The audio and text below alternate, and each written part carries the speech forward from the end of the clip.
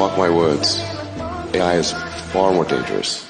Hey Mom, hey Dad, it's me, Ella. Well, a digital version of me, just a bit older. Amazing what technology can do these days, isn't it?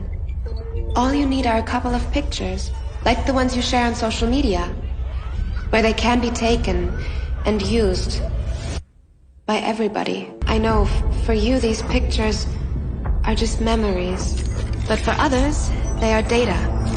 And for me, maybe the beginning of a horrible future.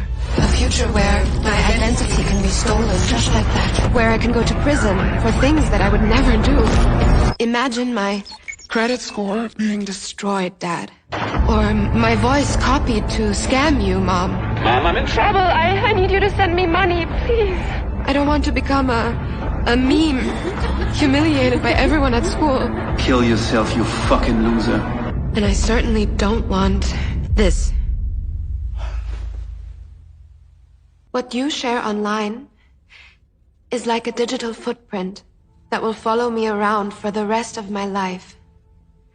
I'm telling you this because I know you love me and would never do anything to harm me. So please, Mom, please, Dad, protect my virtual privacy